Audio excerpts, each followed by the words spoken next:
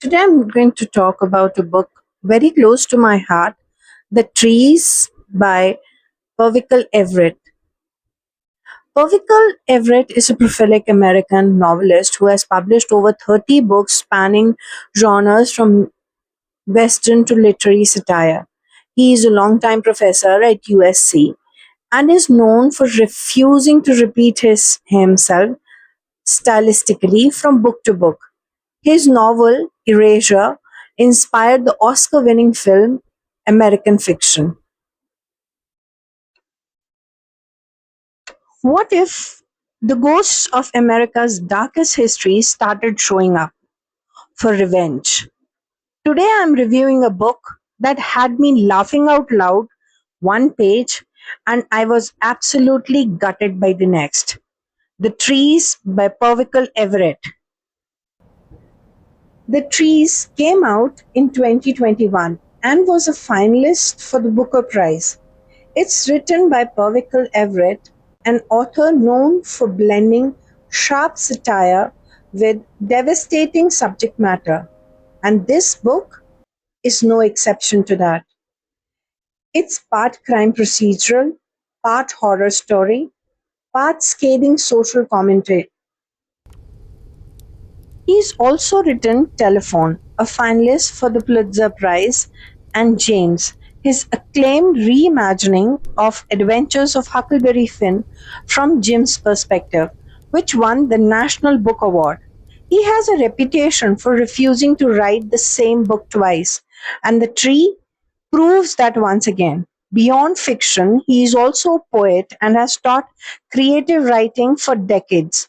Currently, as a professor at the University of South California, critics often point to his fearless genre hopping as a proof that no single label can really contain his body of work. The story opens in the fictional town of Money, Mississippi, a place already haunted by real history.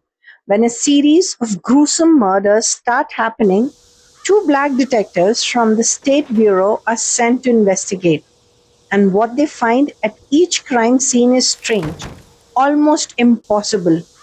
Bodies connected to a violent history the town has spent decades trying to bury. The investigation is led by two detectives from Mississippi Bureau of Investigation, partnered with a local special agent. Once they arrive in town, their dynamic gives the book some of its best moments. Sharp, funny banter that makes the horror around them land even harder by contrast. What makes this book so unusual is its tone.